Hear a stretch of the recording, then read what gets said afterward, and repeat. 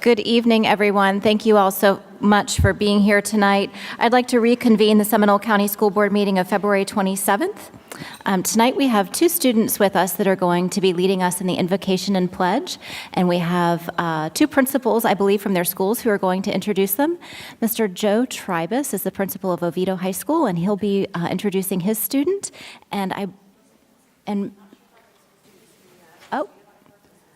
Okay. Where's our middle school principal? Breezy Erickson, thank you, from Greenwood Lakes Middle School is here, who may be leading us in the pledge. All right, we're just going to play it by ear. All right, Mr. Tribus, would you please introduce your student?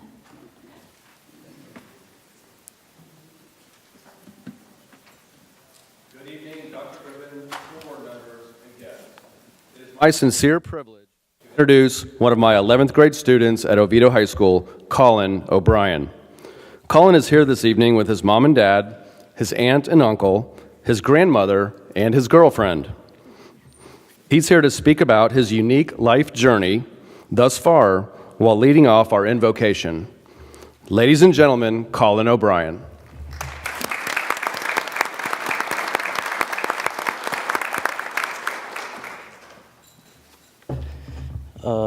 Hi, thank you very much for giving me the opportunity to speak here today. Like Principal Tribus said, I'm Colin, I'm an 11th grader, been at Oviedo since I was a freshman.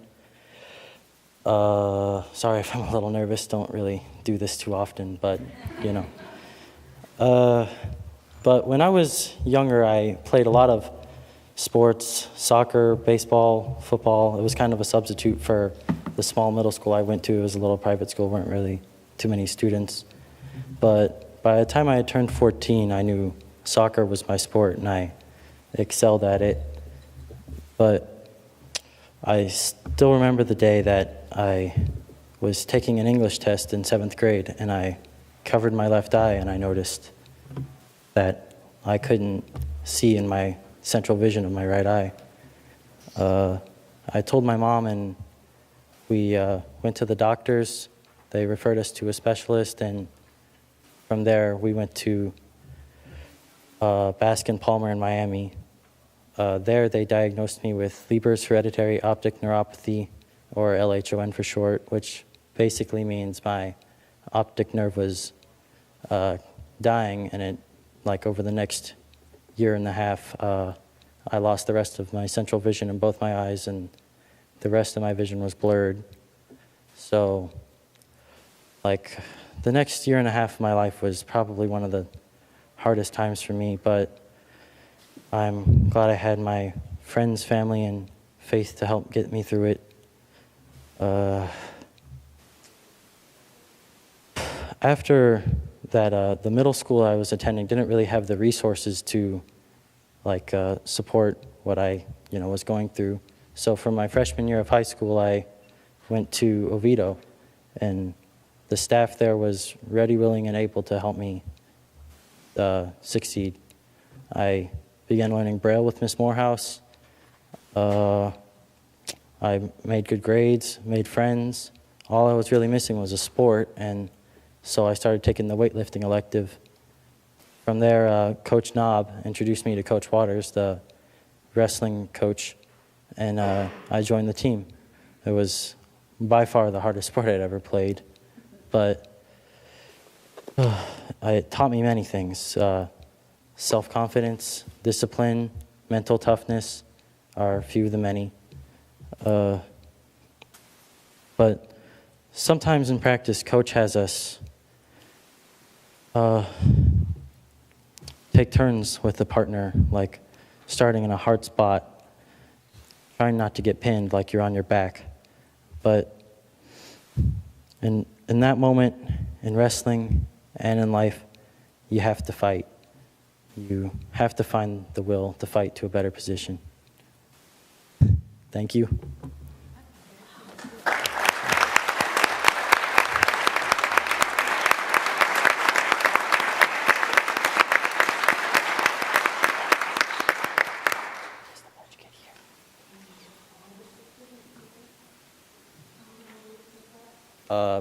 Please rise for the national anthem. Very good. I pledge allegiance to the flag of the United States of America and to the republic for which it stands, one nation, under God, indivisible, with liberty and justice for all.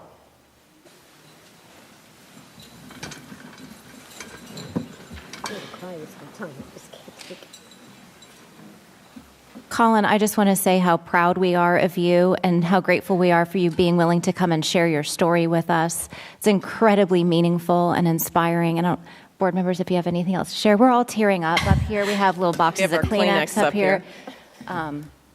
Thank you for sharing your story. Very inspiring. And thank you to your parents and family.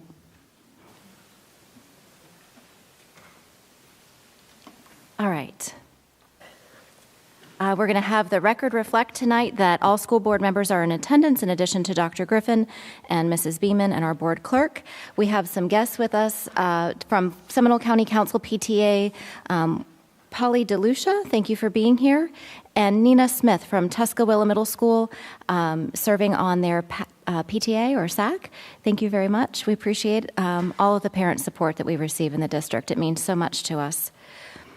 Dr. Griffin, do you have any agenda modifications? Just one item, Madam Chair. The addendum for good cause is marked on our electronic agenda by a green flag named addendum item. School board members, Dr. Calderon, do you have anything to modify? No, thank you, Madam Chair. All right. Who's next? Mrs. Almond. No, ma'am. Mrs. Sanchez? No, ma'am. All right. The only thing that I have to pull for later for clarifying questions are the two short-term committee assignments. There are items 4J and 4K. All right. Do I have a motion to approve the agenda outline? So moved. Second. Motion and a second. Any discussion? All those in favor say aye. Aye. Aye. Any opposed? Motion passes unanimously. And we have some folks here tonight to We recognize do. and thank. Let's head down. My badge just flew down here. It just flew down, sorry.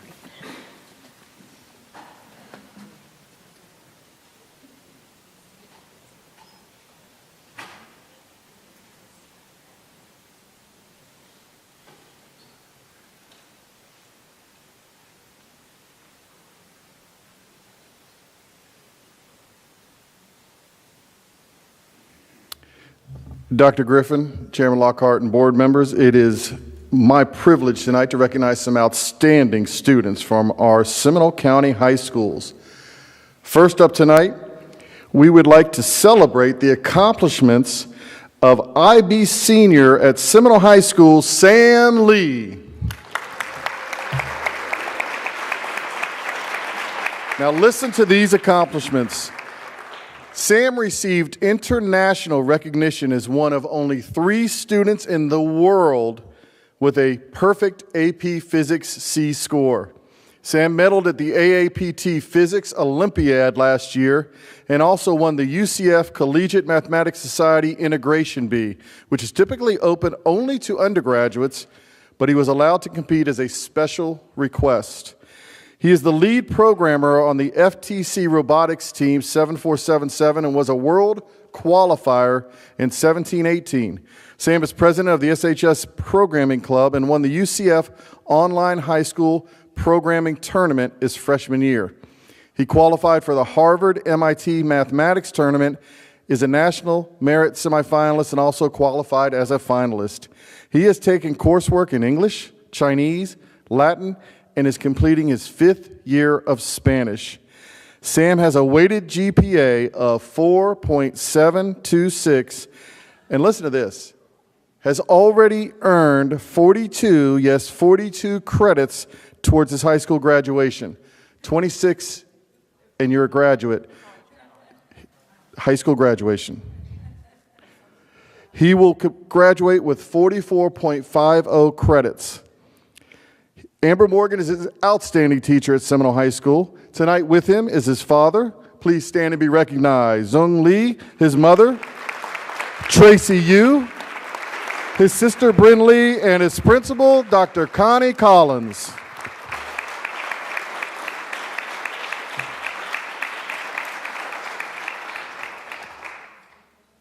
Also tonight, I am pleased to recognize the Hagerty High School varsity cheerleaders who competed in the FHSAA State Cheerleading Championships on February 4th.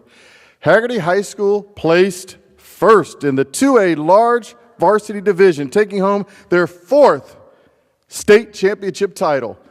But wait, it gets better.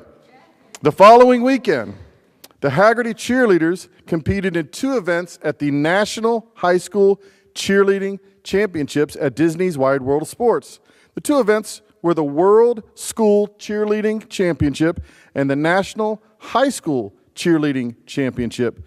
The weekend consisted of, listen to this now, 16,000 cheerleaders, 640 teams, and represented 31 different states. Well, Hagerty High School placed first in the 2018 World School Cheerleading Championships and earned their 2nd World Champion title. Let's bring them up. Congratulations, Allie Thailing, Allie Diadon, Aubrey Barelet, Avery Loriano, Brooke Bodiford, Camilla Pagan, Courtney Downing, Hannah Hadelman, Jesse Vaughn, Jillian Larson, Maddie Griggs, Maddie McGrath, Morgan Heidi, Morgan Sylvia, Annie Trimboli, Camden Meredith, Haven Terrell, Lauren Lee, Paige Garcia, Peyton Hawks, Chase Garrett, Courtney O'Day, Izzy McGuire, Megan Drury, Samantha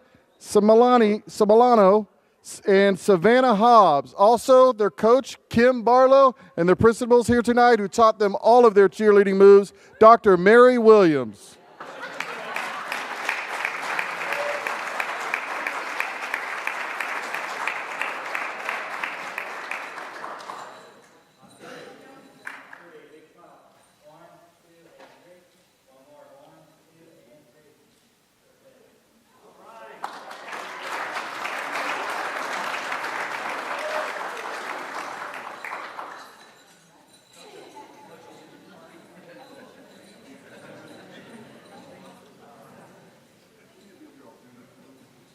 Well, it's hard to follow that, but next, yay, we'll have cheerleaders.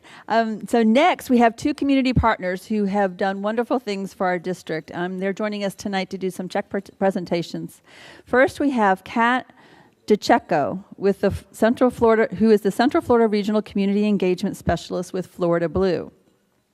Florida Blue recently made a $50,000 grant to the Foundation for Seminole County Public Schools to support a gift for teaching, Seminole, and other programs for our teachers and our students. So Kat's up here for our picture. We're going to get your check. She jumped me.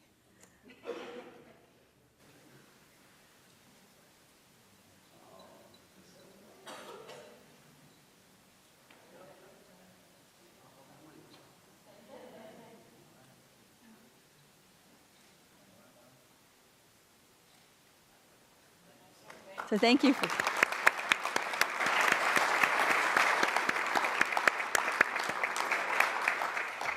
So we give a big thank you to Florida Blue for their ongoing support.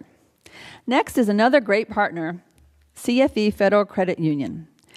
CFE supports the district in so many ways, but tonight it's their school district affinity debit card program that they're here to represent.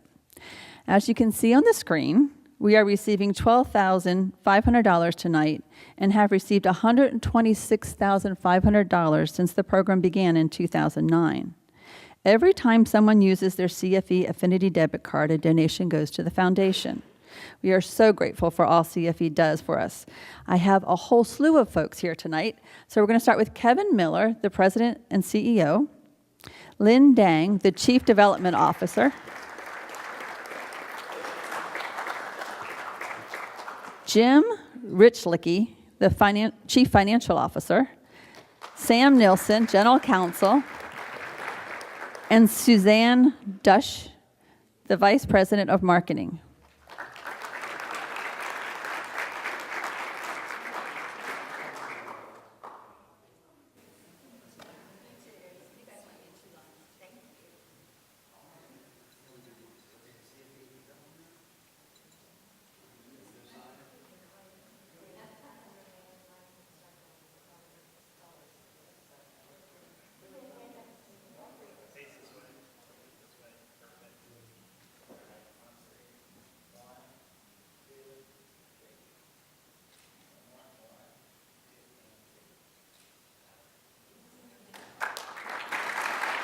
So a big thank you to CFE as well.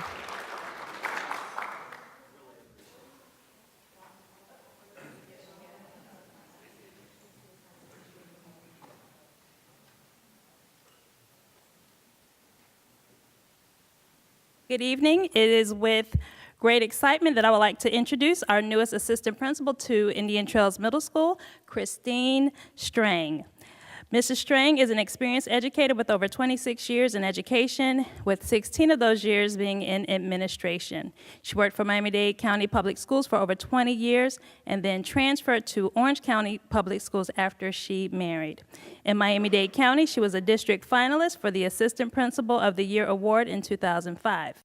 Ms. Strang has a bachelor's degree from the University of Miami, a master's degree in educational leadership from Florida International University, and an educational specialist degree in computing technology and education from Nova Southeastern University. Joining her tonight is Principal Dr. Leslie Saleo.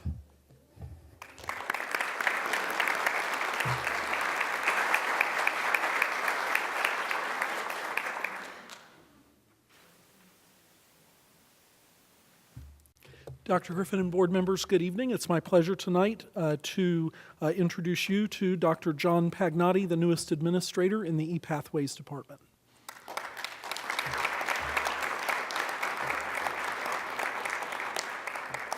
Dr. Pagnotta comes to Seminole County Schools with 3 degrees, all from the University of Florida, a bachelor's degree in political science, master's degree in social studies ed, and a PhD in education.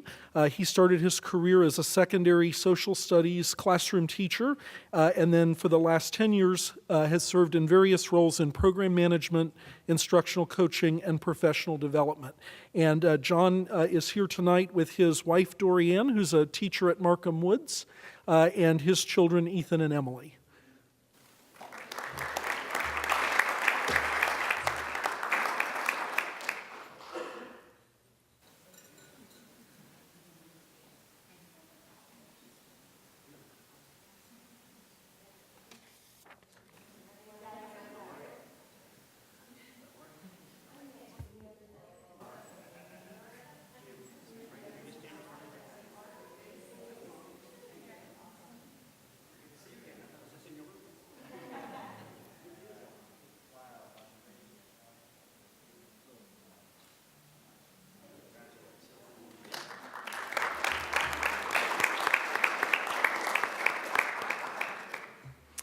Board members and Dr. Griffin, it is with great pleasure that I introduce Mr. Kenneth Richmond, our new Administrator, Information Security Officer tonight.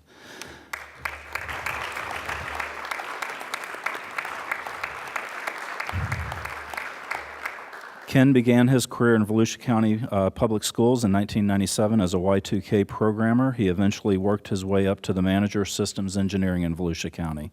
He left Volusia, fortunately, in 2013 to come to work for us in Seminole County Public Schools as an admin systems analyst. He also demonstrates the trait that we like to see amongst all of our students and employees by continuing his education. Last year, he completed his bachelor's degree in information security and cyber forensics. Tonight, he's joined by his supervisor, Mr. Tom Kondo, and one of our co-workers, Mr. Robert Everlin. Thank you, Ken.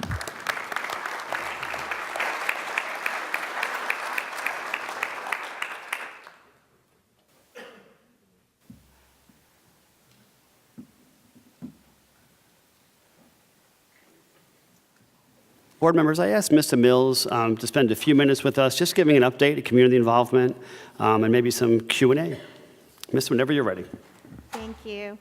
Good evening, Madam Chair, school board members, and Dr. Griffin. So I'm here today to kind of give an overview of what is community involvement, what are our responsibilities.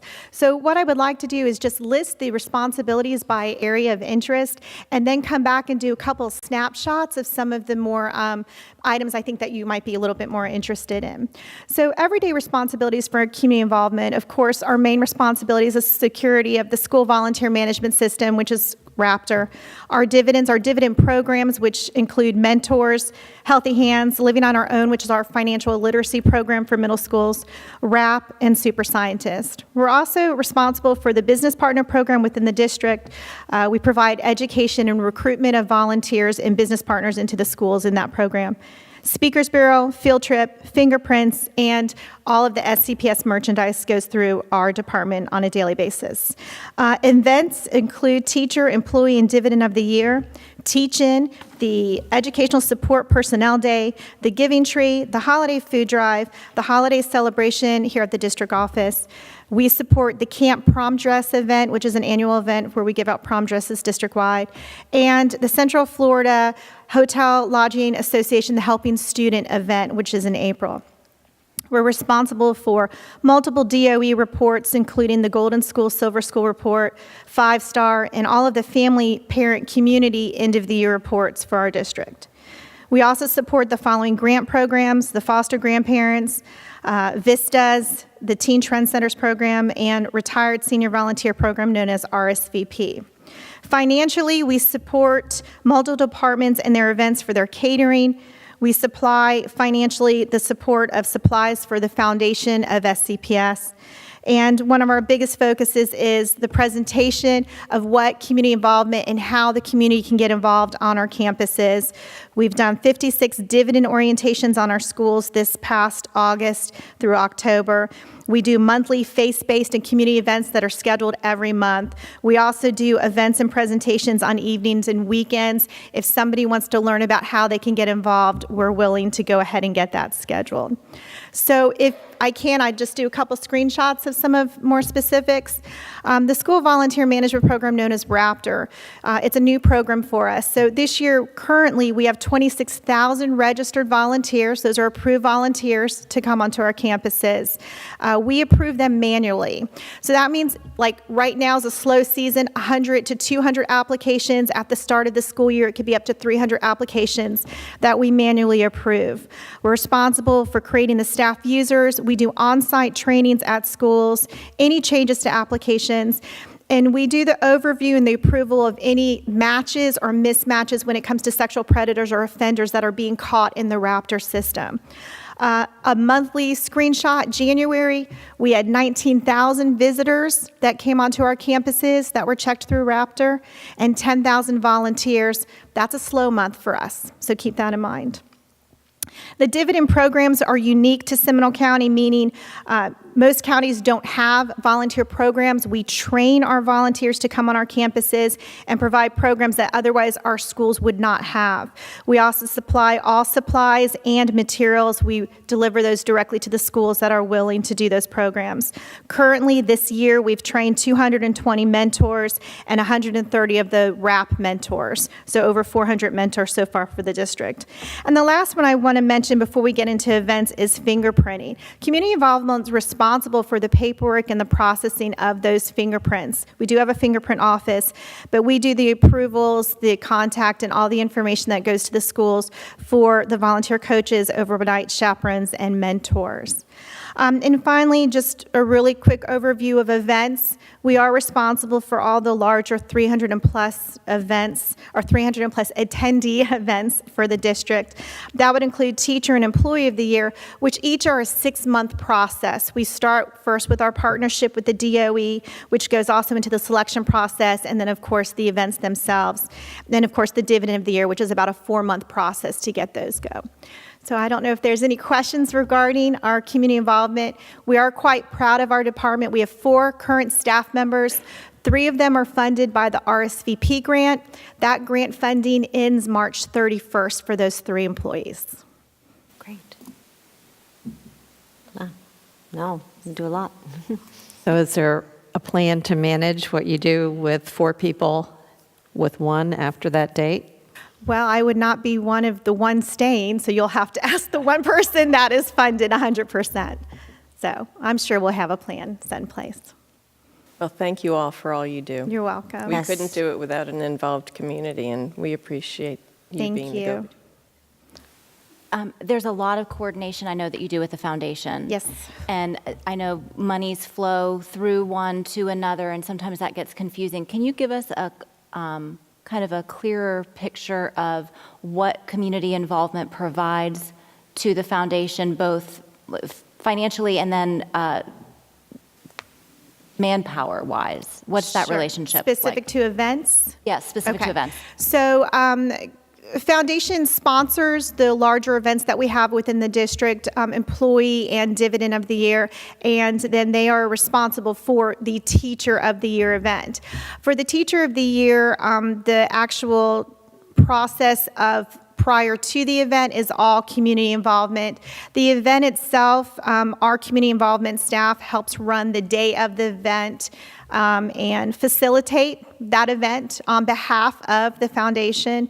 But financially, we also are responsible about $5,000 to $7,000. It depends each year of our budget line items go to the cost of that event. Dividend and Employee of the Year, it's between $2,000 to $5,000 out of our budget for that event. So they're not 100% supported from the foundation. And so to Mrs. Almond's question, I think, I was doing very quickly 4 minus 3 equals 1.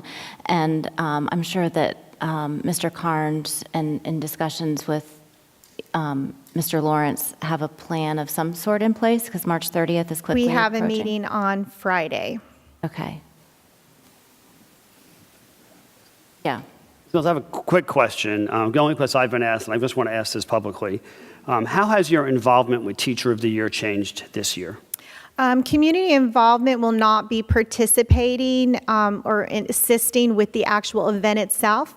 We've done everything leading up to it, and we did purchase the items that we normally purchase on behalf of community involvement for that event. But the actual running of the event, we won't have any staff working the event at all. No, we just appreciate everything you all do. So thank you so much. Thank you. Amazing. Even with 4 people, you all do an amazing job. I don't know how you do it all. Early days. Exactly. Kelly Thompson coming down. Just board members, just a quick, this is an FSA update, less about the test, but more about the calendar and some of the changes we need to be aware because the public will be asking us some of this.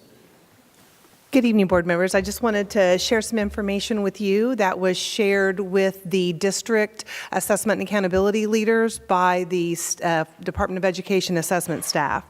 We met with them last week at a regional meeting, and they indicated that due to the testing extension because of the hurricane, we extended the testing windows a week, that student results from spring assessments may be delayed as many as 2 to 3 weeks.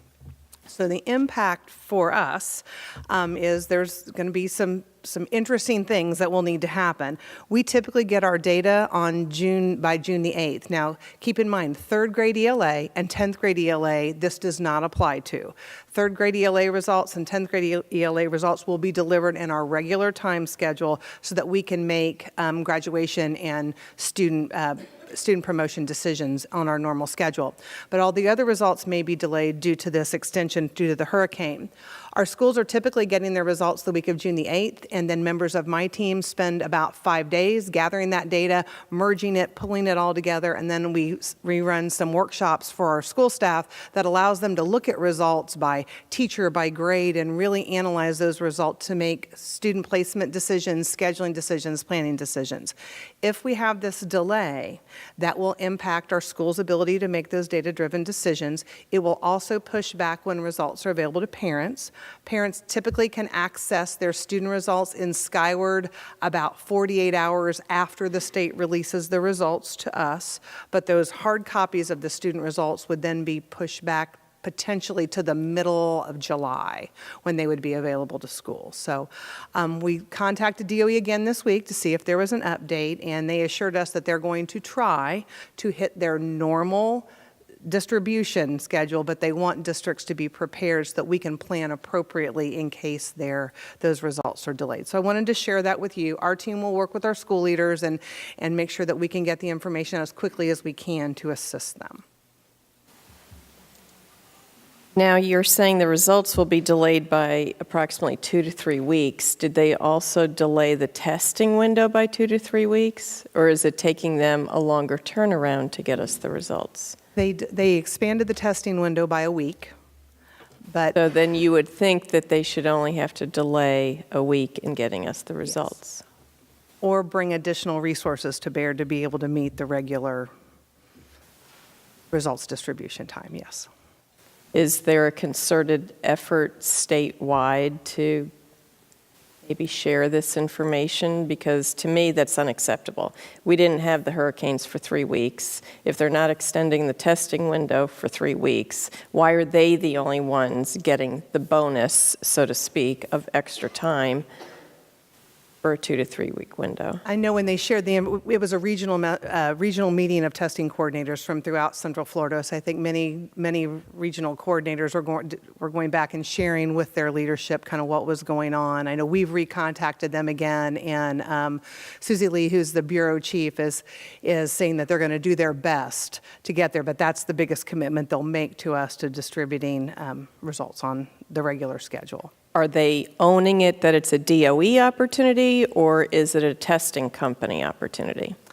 There was that information was not shared with the district leaders. Sounds like we're going to be writing a letter. Well, it sounds like they'll do their best, just like showing us information on the tests that we still are waiting for. So as we hear additional information, we'll be happy to bring back updates to you. We have a conference call with them scheduled within the next 3 weeks, so we're hoping to have some additional information by then and an updated timeline. So maybe you can get that information back to Dr. Griffin, and if it looks as though there isn't going to be any movement, maybe the board would be willing to give Dr. Griffin the authority to go ahead and send a letter asking Absolutely. what's going on. Well, and I think it has to go further than DOE, because it's the roosters are taking care of the hen house here, that I don't know if all the other senators and House of Representatives people know about this delay and how it therefore is affecting their communities, because we have families here that are waiting for the results, and it's not just the schools waiting for the results, and I think they need to be involved in the process too. Thank you. Thanks, Kelly. Good evening, Madam Chair, School Board Member, Superintendent. I was asked to provide a little safety brief, and if you would humor me, I'll continue with that. We're very fortunate in Seminole County to have a general relationship between the superintendent, the school board, and the sheriff's office. As you are aware, 2 years ago, the sheriff's office assumed the lead role in school safety and security by implementing my division and having the overall responsibility of approximately 67 children and 8,000 employees on any given day. We have an aggressive Safe School campaign, which included but not limited to the placement of school resource officers in each of our public schools 2 years ago. School safety is a continuous improvement process and is a 24/7 service. We do not operate in a vacuum, and school safety and security requires multiple partners and collaboration to effectively address. Multiple times a day, I provide the superintendent and his executives with updates on school safety and security matters, most occurring outside of our schools and spilling into our school grounds. School safety and security is better suited as a proactive model versus a reactive model. We are extremely fortunate to have a proactive superintendent, school board members, and community that supports our mission of ensuring a safe school environment. Each year we conduct school safety assessments on a myriad of school safety and security items and risk mitigation efforts. Each school is reviewed top to bottom utilizing several assessment tools. We also seek input from school administration and other stakeholders. We have implemented several school safety and security measures over the past few years. Some are visible and some are not. We spent the last 2 years focused on school safety and security and feel very confident and proud of what we have accomplished in Seminole County. We still have work to do, but I'm confident that we're doing things in Seminole County that other districts are not doing. We have also brought school safety and security technology to the district. One of the most relevant is the Rave Soft Panic Button, which puts the ability to declare an emergency in each of our Seminole County Public School fingertips. I would encourage parents of Seminole County Public School to attend our School Safety and Security Forum, which will be conducted on March 29th of this year at Winter Springs High School. Questions? I think one of the things that, we've had questions about from the media is, that we have not been communicating right after the incident that happened in Broward County. And there was a rationale for that. And Yes, ma'am. I think it's acceptable and would be appropriate for you to share Yes, ma'am. that. Literally, before the individual down south was apprehended, I started receiving media requests to go on camera, describing what we're doing in Seminole County and some of our best practices, et cetera. I felt that it was not in my best interest or the school board's or the sheriff's office best interest in light of the tragic events to go in front of the media at that time. Obviously, as late as yesterday, we started entertaining some media requests, including the superintendent, the sheriff's office, and 2 of our city police chiefs were provided a nice little statement earlier. And we'll continue to honor those requests as we move forward. But at the time, we felt that it was in everybody's best interest to let the things happen down south and let them work through the problem, and for us not to discuss what we're doing here. Questions or comments? Captain Francis, we appreciate you and everybody that's involved in making sure our campuses are safe. Great partnership with the sheriff. Fantastic partnership. And so I think it is fair to say that as far as we know, we are the only county in the state of Florida, if not the country, that has the relationship that we do with the sheriff's office by having 2 a lieutenant and a captain embedded here at our district office. Yes, ma'am. We're unaware of any other school district throughout the United States that operates the way we operate. And that allows, go ahead, sorry. I was going to say, and that allows for fluid communication in a moment by moment Absolutely. scenario. And transparency as well. Along with the RAVE app too, correct? Yes, ma'am. Just to highlight the RAVE app, obviously, when I assumed this role, one of the first responsibilities I felt was being able to put the ability of any school board or any school employee to activate an emergency and have that at their fingertips. Obviously, historically, that decision was at a principal level, and we felt that it was a good move for us to put that at any employee's level to activate, and again, get the right resources on campus to deal with the problem.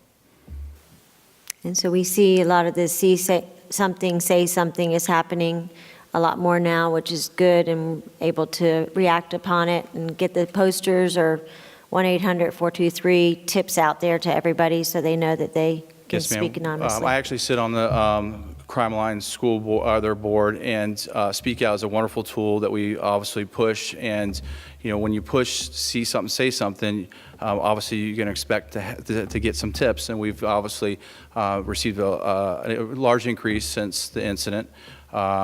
And to date, none of those have been credible. But we'll continue to review every one of them like it's the real deal until proved otherwise. And last year, we won the award for the Speak Out. Yes, ma'am. As well. For our Just wondered. contributions, yes. Yes, thank you.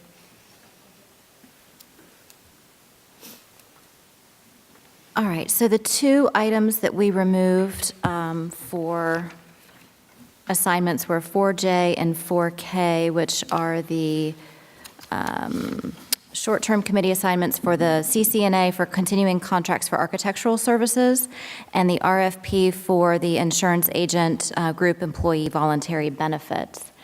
I thought it would make sense to ask Dr. Calderon to serve on the group employee benefits since she serves on the insurance committee, if that's I'd be happy something to. you'd be willing to do. Sure. And the CCNA for continuing contracts for architectural services. I have served on that in the past. Okay. If you feel the need for us to have a member, I'm willing. Otherwise, I don't see the need to sit on that one in particular. I personally don't see the need for someone to serve on it either, but if the consensus was that we did, I would be willing to serve on it because I think it's my turn. So I think we might pass on that one. All right? Okay, so do I have a motion to approve the consent agenda? So moved. Second? Motion and a second. Any discussion? All those in favor, say aye. Aye. Motion passes unanimously. All right.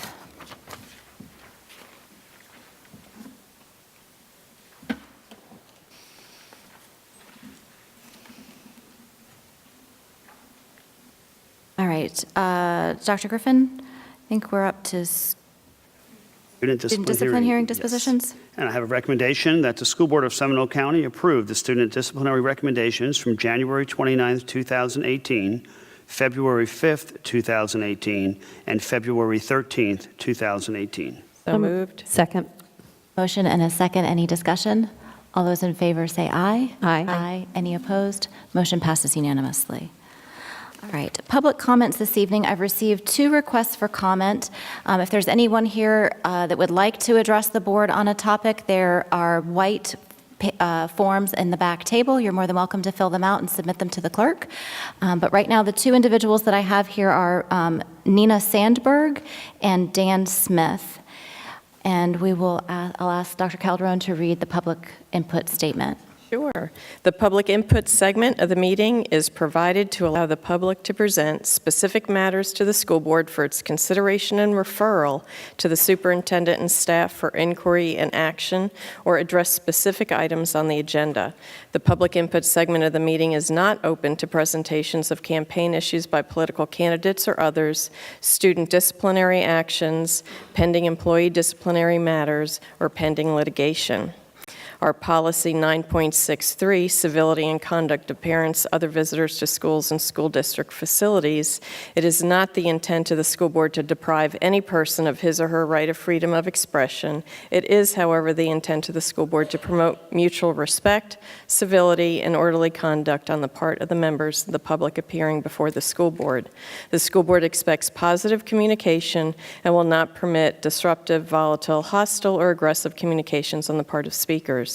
Speakers are limited to 3 minutes and must clarify the item to be addressed on the speaker sign-up form. And if the speakers could please direct their comments to the school board and hopefully comply with this direction. The school board is pleased that you have taken the time to come to the meeting and you're willing to make your views known or speak on issues before the school board for action. And if you could, please state your name and address for the record, and the lights will indicate when the 3 minutes are up for each speaker. Nina Sandberg first, and then Dan Smith.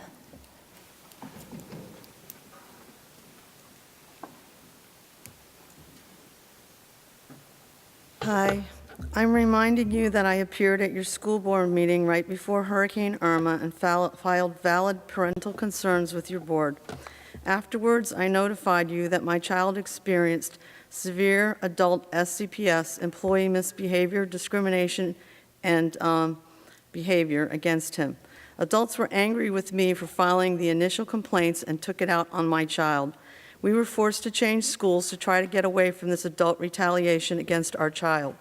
The school transfer did not work because our child was assigned to a school that was only 5 minutes down the exact same road, and the retaliation was simply transferred 5 minutes down the road.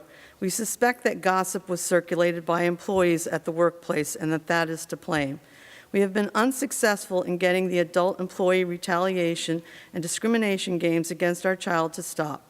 Our child was even denied all math instruction services at his school for 5 weeks straight, among many other very serious retaliations. The retaliations include putting libel, slander, and defamation in our child's permanent school records.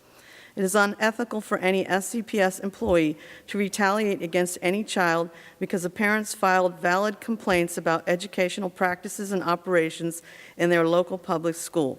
Our child's life is being completely destroyed by select adult SCPS employees who cannot behave, and our child's education has been severely damaged by these games.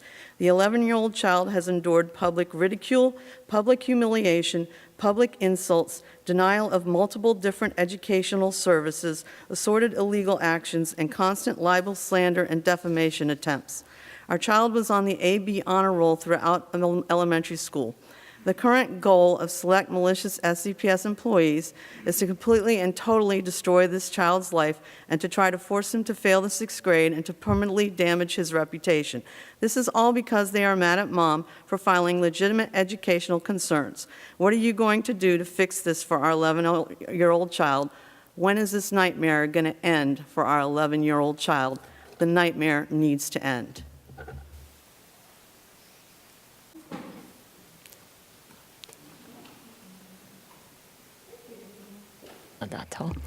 I just wanted to thank you. My name is Emily. I live in Geneva.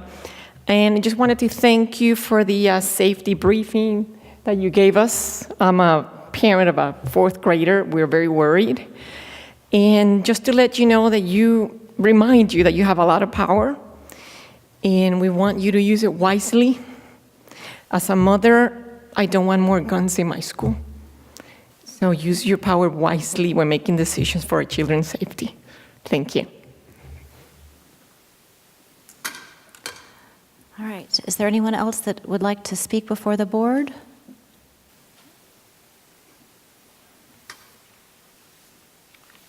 All right. I don't believe we have any unfinished business. I do have some new business that I'd like to address with you all tonight.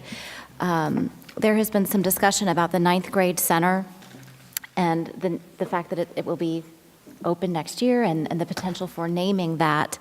There are folks in the community who have suggested that they might be interested in suggesting some names, and in order to receive those, we need to initiate the action of the policy that we have for naming a high school, or for naming any school or any facility, any building. So with your consent and permission, I'd like to have us go ahead and initiate that. And Mrs. Beeman did a wonderful job and printed up the exact words that I'm supposed to say. There they are. She's good at keeping us in line. All right. According to School Board Policy 8.80, it is the school board's intent to name for naming and renaming of schools and school district buildings. We intend to initiate the process for naming the new Seminole High School 9th grade center.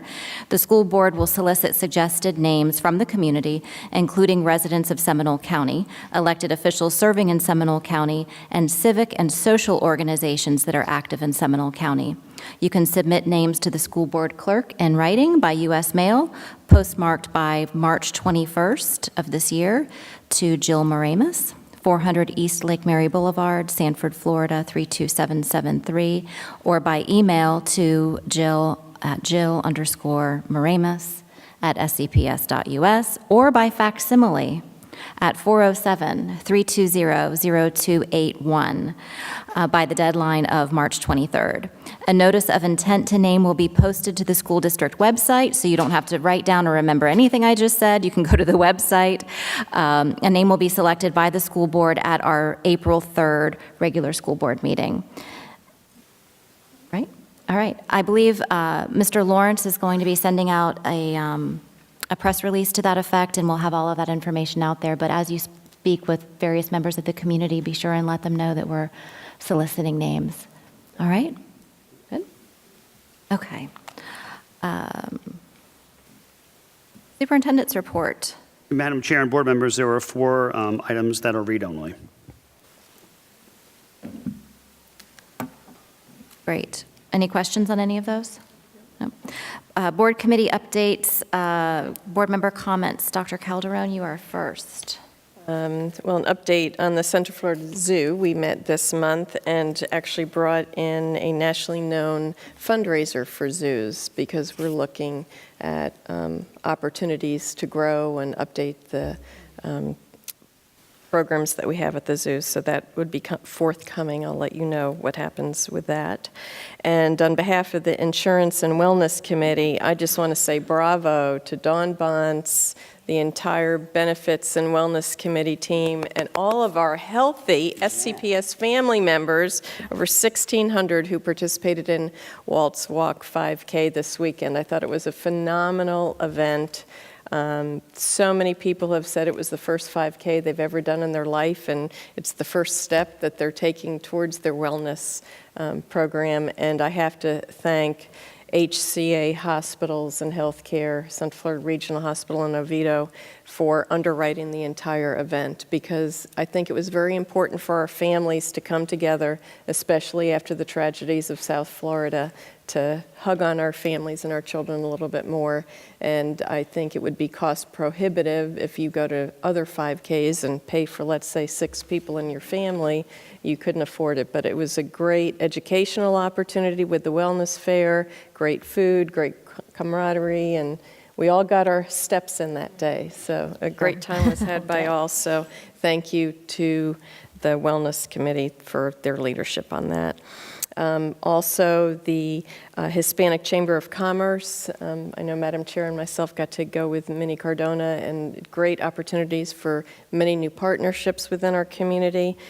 Congratulations to Winter Springs High School, their culinary program, for hosting their annual fundraiser, The Secret Garden, at the Hilton in Altamont. It was a great event. We were all there.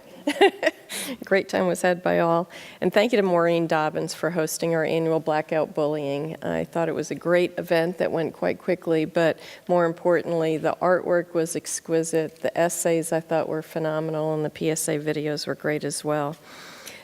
We also have a lot of brainiacs in our district. We all attended our Science Fair Awards, our academic tournament, which is a very humbling experience every year, our spelling bee. And Saturday, I think we all tag-teamed, 8 events, but I'll do a couple and I'll let the rest take over. That the World Language Festival was phenomenal. The History Fair, the exhibits, I think, were over the top this year. I took a photograph of every single one of the cardboards because I wanted to preserve it. And the Elementary Music Festival was fantastic. I especially like the drums, and to know how so neat. economical those drumsticks are, that maybe we can expand those programs in more schools. $20 a piece or something? I know, it was That's great. awesome. So I'll send it back to you to let everybody else talk about the other events. I don't want to take up all the time. Okay, so now I have a somewhat short report. I want to start on behalf of all the board members in offering condolences to the leadership in the city of Winter Springs on the passing of Commissioner Carroll. And as you outlined all the things we did on Saturday, unfortunately, we could only pay our respects and not stay for the service, which we all would have liked to have done.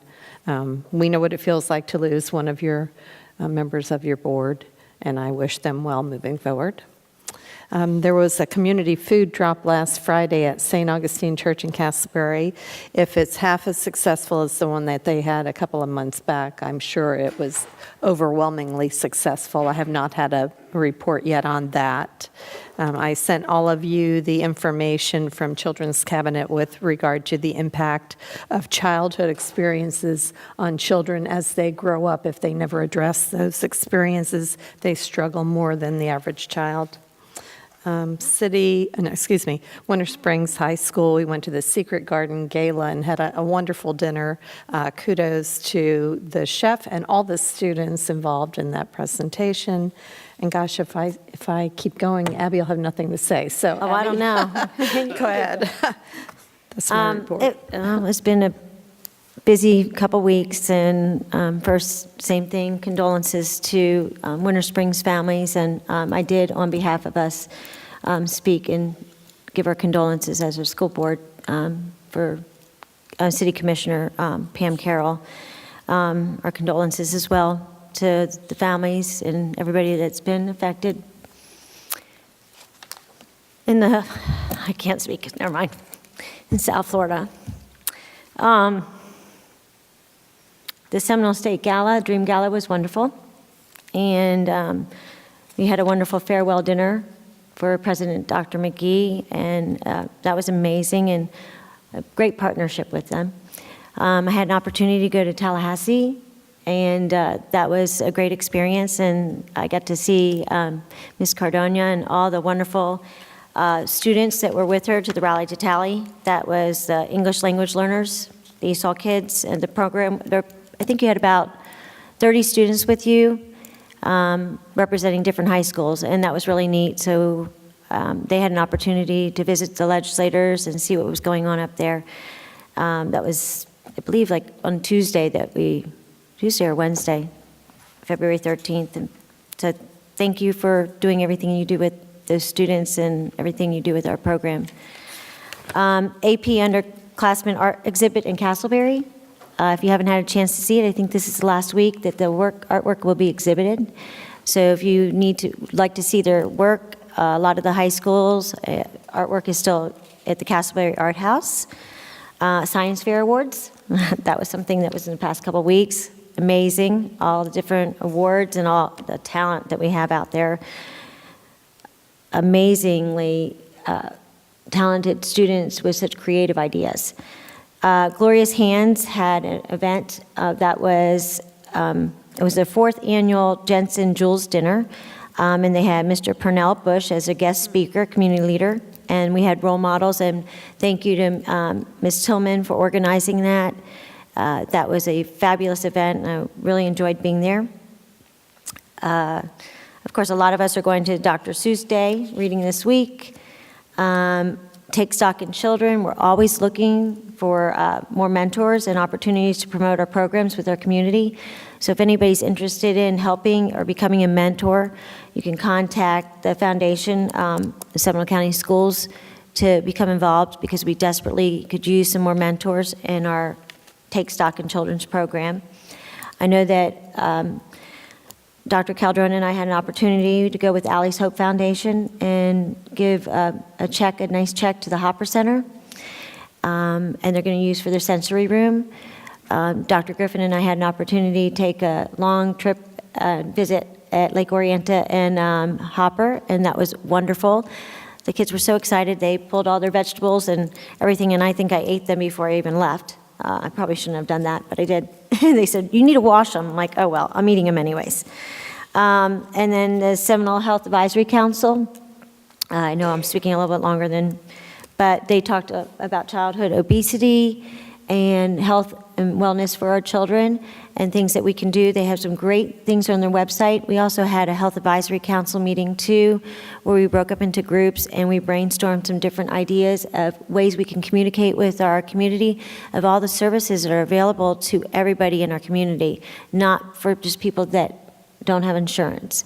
So we're in the process of rebuilding our website, and so that's super exciting. Also, I want to thank Mr. Smith, Dan Smith at Lake Brantley. He gave me the opportunity to speak to his advanced speech students last Friday. They were doing a speech on safe schools, and their ideas were realistic, amazing. Kudos to you and the students. I enjoyed meeting with them and talking to them and getting their ideas and listening to all their creativeness. So I appreciate what you do for them. Thank you. Also on this Sunday, March 4th at 6 p.m. at the JCC, the Jewish Community Relations Council Forum. We had this last year. We're going to do it again this year. We're going to have the forum if anybody wants to come and listen to some things that we have done to help with any kind of problems in our schools, with Orange County as well. So that should be a great event. Looking forward to people going to it. I know some of you have already shared it onto your Facebook or social media sites. And again, one more thing. Altamont Springs Frank Marks, thank you so much, taking me around to the Altamont Springs Science Incubator and the water treatment. I really think we all need to take another trip there, all of us, since there's so much that's happened in the past few years. I was there when Milwee was there, and they're just amazing. So thank you. And the domestic violence program where we all went to that was great too. Thank you. That's it. There is a lot going on. I want to thank you all for attending the State of the County. That's of course sponsored by the Seminole County Regional Chamber of Commerce and the Seminole County Board of County Commissioners jointly to celebrate all of the great partnerships in this community. And it was always a very well-attended, sold-out event. But it's great to see how the school district and the county and the cities and all of the different entities work together to really improve economic development in not only in our county, but in our region. The Dream Gala, thank you for mentioning that. Another great partnership with Seminole State College, and we're coming down to the final names to select a new president to replace Dr. McGee. Huge responsibility, and I'm so grateful again to Dr. Griffin for being willing to serve on that committee. I know it takes a lot of time, but as Dr. McGee mentioned during her comments during the Dream Gala, she still refers to Dr. Griffin as her educational soulmate. So it is incredibly important that we find the right person to fill that role. And I thank our executive team for continuing to meet with the folks at Seminole State. That is such a unique, fabulous partnership that I don't think any other state college and school district has that unique, tightly woven relationship. So thank you for that. Mayors and managers, Dr. Griffin and I attended last week in Castleberry. All sorts of things that the cities were talking about that was more municipality related, but at the end, Dr. Griffin was willing to give an update on some of the school safety and security issues that, of course, everyone is very concerned about.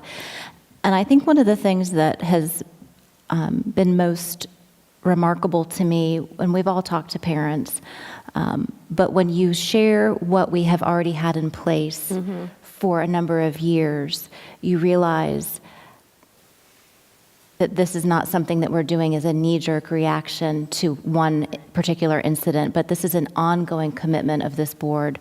When you look at the total number of dollars, and I think Captain Francis and Bill Kelly are going to work on getting some more detailed information for us together on the resources that have already been allocated. I think, and correct me if I was wrong, but $25 million over the last 5 years.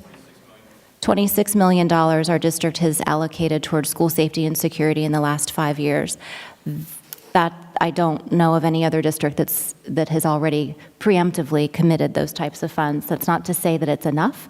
It's not to say that there aren't more things that we can do, but I was really encouraged by the update we received today. Earlier today. I like this update too, but the update we received earlier today, very encouraged. The foundation MOU was presented to the board of directors of the foundation. They're going to talk it over among their committee, their executive team, I believe, going to bring it back to the next. I was just looking to see, oh, did she leave? Okay. They're going to bring it back so they'll have an opportunity to weigh in, and we'll see where we are with that ongoing conversation. Is there anything else that Mrs. Almond? I have a couple items that were not mentioned. Okay. The JET students, under the leadership of Julie Del Russo, did a fabulous job with balloons, delivering them all over the district for Valentine's, and that's a nice fundraiser for them, as well as giving them an opportunity to learn important life skills. So kudos to Julie and the rest of her team, Dr. Walsh. Casbury Chamber had a risk management expert talking about risk in the workplace and how companies are finding, if they give little snippets of getting their employees informed rather than dumping information, they're lowering their risk in the workplace. And congratulations to Sean Essler on our BAB. He was recently married. Yeah. And Mr. Guy, I did not attend this, but Mr. Guy and the Young Men of Excellence were recognized by Young Fathers of Central Florida recently. So kudos to him for the good work he does. That's it. Thank you for allowing me to do that. I have one more thank you. I just wanted to thank Dr. Cody for taking me around to the Velma Center, 21st Century, and the West Side Boys and Girls Club. Thank you so much. And also thank you to Mr. Bentley and Ms. Cheryl Jones for all their work that they do to help the students there. I had a great time interacting with them and seeing all the exciting things that they were doing there. All right. With that, we'll adjourn the school board meeting at 6:37.